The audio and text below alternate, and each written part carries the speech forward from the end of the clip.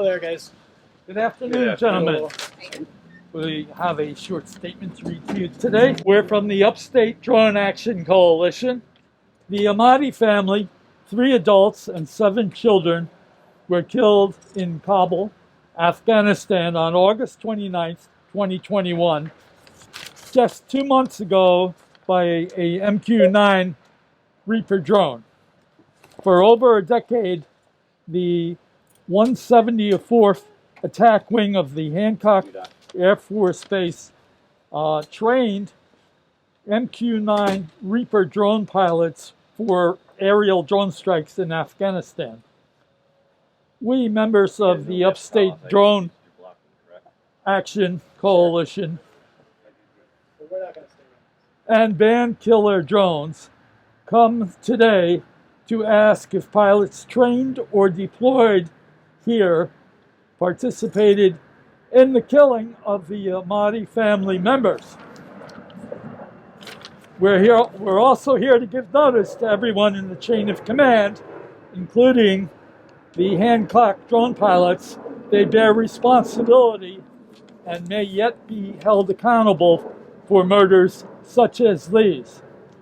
We are calling for the immediate release and pardon of drone pilot whistleblower Daniel Hale, now serving nearly 4 years in federal prison.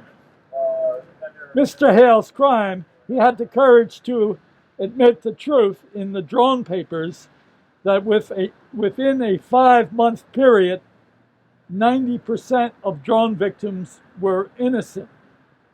We demand the immediate cessation of the 174th's role in the drone assassination campaign.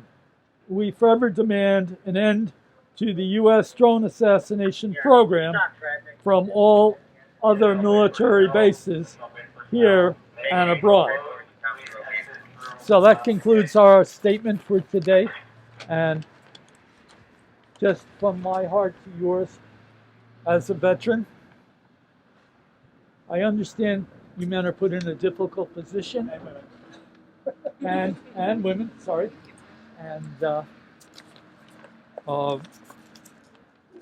but we need to stop killing people. It's not working. We need also to take resources and put you guys to the really good work of restoring our environment. Very important for everybody worldwide. And the militarism that we employ in the foreign policy doesn't allow for the global cooperation needed to help the environment for all of humanity. Not just here.